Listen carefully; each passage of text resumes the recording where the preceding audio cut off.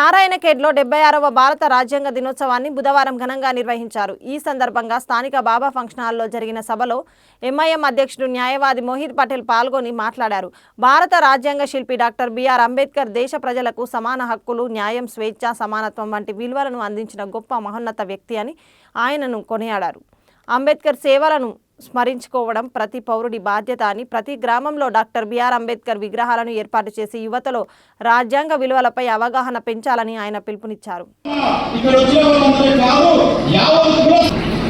మోహిత్ పటేల్ గారు, అడ్వకేట్, మన ఎంఐఎం నాయకులు, మైనారిటీ సోదరులు కూడా 2 నిమిషాలు మాట్లాడవలసింది కోరుతున్నాం.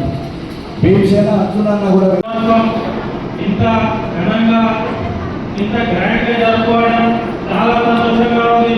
దీంట్లో పాల్గొనడం నాకు కూడా చాలా సంతోషంగా ఉంది.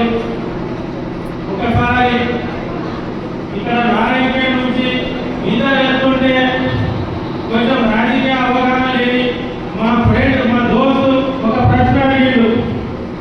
ఏ ఊరికి వెళ్ళినా, ఏ గ్రామానికి వెళ్ళినా ఎందుకు బాబాసాహెబ్ అంబేద్కర్ విగ్రహాలు ఉంటాయని అడిగిండు.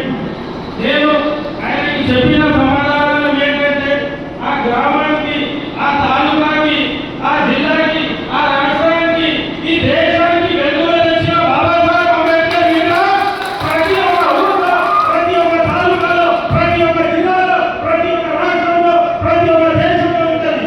ఎందుకంటే మన జీవితాల్లో వెలుగు తెచ్చిన బాబాసాహెబ్ అంబేద్కర్ విగ్రహం చేసి విద్యావంతులు చేసి మరియు 70 ఇన్ని రోజుల నుంచి కూడా మన నారాయణఖేడ్లో ఇంకా చాలా గ్రామం లోపల అంటలో మందిరంలో కానీ ఎక్కడ దళితులకు ఆహ్వానించడం లేదు.